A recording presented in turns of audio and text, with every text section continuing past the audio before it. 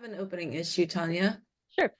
Um, I was about to close a transaction on the 20th. Okay. That was that's what the buyers wanted to target for. Escrow is fine with it.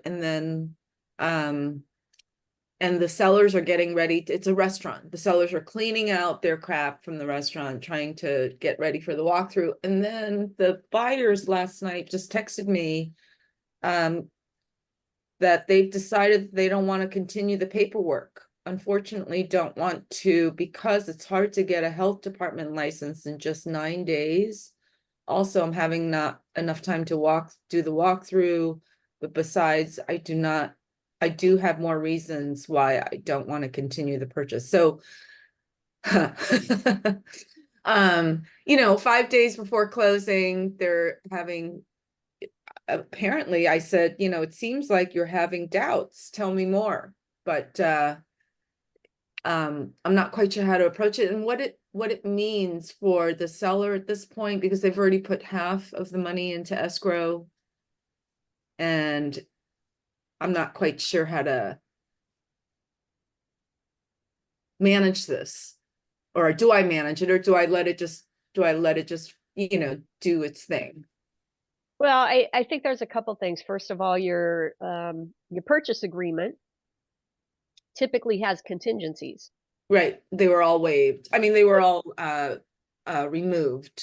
Okay, so if all of the contingencies have been removed, then if the buyer at this point defaults on the contract, then there is typically a liquidated damages provision.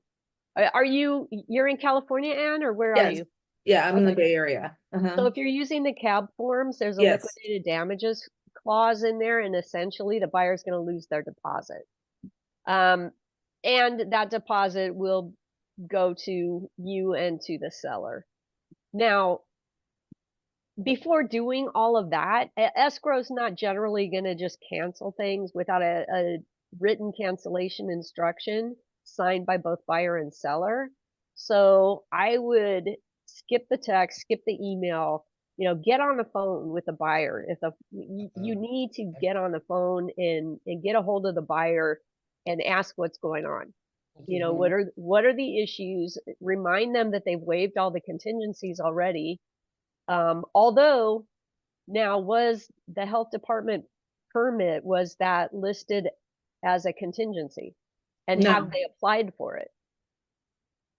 She says that she had the application. The last time she talked to me Yeah. was about the closing date, which is in 5 days, right? Okay. And so she said, yeah, we're ready to close. And I said, have you applied for your health license? And she said, yeah, I have it, but I'm just trying to get the menu together. And I said, the seller will help you because she has to close her license. Right. Yeah. And usually the seller's license, they'll operate under the seller's license until the buyer's license comes through. Mm, If they close and the buyer doesn't have a license, then the buyer can't operate the business correct. unless they're operating it under using continuing to use the seller's license. So, that's usually how they continue, because obviously if a restaurant, you don't want to close the restaurant for a week or Right. 2 weeks or 6 weeks while you're waiting for the Right. apartment to come. Right. Right. So Okay, so they don't usually have they to just have it continue. under their name, the health Well, license? they do ultimately, but not as of day one. Okay, Ultimately, yes, they do. And if she's already applied for it, then at this point, they can't, as long as there's no liquor license involved. So, no. liquor license is a whole separate thing. You can't even close escrow until the liquor license changes hands. Mm, But if there's no liquor license involved, then basically, as far as the health department goes, I mean, they just continue. The seller, there's a transition period for 30 days for a reason, right? There's usually a training and transition period that's usually about 4 weeks or 30 days, something like that. And part of that is so if you have any of these licensing things, they can continue operating the business seamlessly. The seller's still there, still around, you know, and they can continue operating. So I think with the buyer, you need to find out from them what are their concerns. Because especially if they've done a 180, it's like they've waived all the contingencies 5 days ago or whatever. When you talked last time you talked to them, they said they were ready to close. So what happened since then? Right. And that's what you need to find out. And maybe they'll tell you, maybe they won't, but you're not going to do it through text and email. You got to have, you have to have a telephone, video conversation, something, um, more than emails and texts. Okay. If you can, And yeah, how do but you, you just have to try and find out what happened, and then remind them that they did waive all the contingencies. They said they were ready to close and that they would be in default of the contract if they don't close at this point. So, make sure they understand they will lose their deposit. And is that easy, is to lose their deposit? I mean, how does escrow even handle situations like this? Do you know? depends on the escrow company, but I mean, according to the terms of the contract, if the buyer has waived all the contingencies already and you have contingency removals, did you provide the contingency removals to escrow? Yes. Okay. So, you'll ultimately need to talk to escrow and let them know that the buyer has defaulted. And so in terms of, and you talk to the seller too, the seller may say, hey, I don't care, go ahead and give them their deposit back, but that's not what the contract says. So if No, you look at the and I know that, contract, in the yeah, event that the buyer defaults, there's a liquidated damages provision. So at that point, at this point in your transaction, when all the contingencies have been removed, you're ready to close, and the buyer's now saying, hey, I'm not going to close, you've got a default under the contract. So then it goes to your liquidated damages provision. okay, yeah, I've just never had this transpire this way, so I'm not quite sure what the Yeah. path looks like. So escrow generally is going to draw up a cancellation I notice, see. and the Uh-huh. cancellation notice, rather than saying that the buyer is going to get back, their deposit less escrow fees and costs. In this case, it's going to say that the seller will get the buyer's deposit less escrow fees and costs, because escrow is going to pay themselves first, right? And the only funds they have in escrow right now belong to or were put there by the buyer.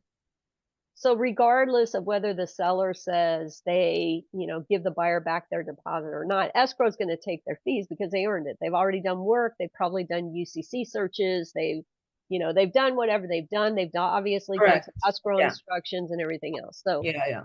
so they're going to have their fees that they're going to take before they release the rest of the deposit. And then the And the rest of the broker has their deposit, fees, right?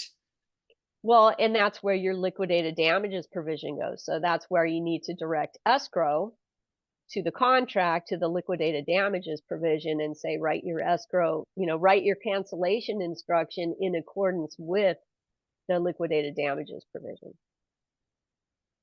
Okay, so that's what the path looks like, and And then let escrow draw up, but I would talk to the buyer first, oh, because if the sure, buyer of gets cold course. feet, Yeah, yeah, if you can look, every deal dies at least 3 times. I know.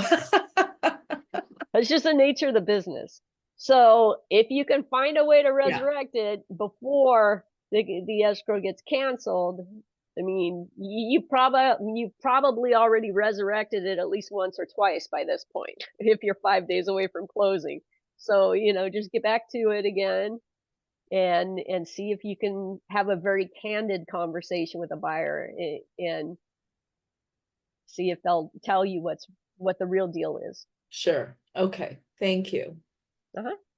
Hey, Tanya, I wanted to add that you said if you didn't have a liquor license, I don't know what California does, but in Texas, it's almost always you sign a management agreement where you continue to use the existing liquor license because obviously they have to be operational, and it can take 3 to 6 months to get a liquor license in Texas. So the Okay. management agreement. Now you're responsible for the sales tax, and it all goes through the previous owner. And so they have to report and do all the reporting, but they should be compensated by the buyer. I just thought I'd throw that in.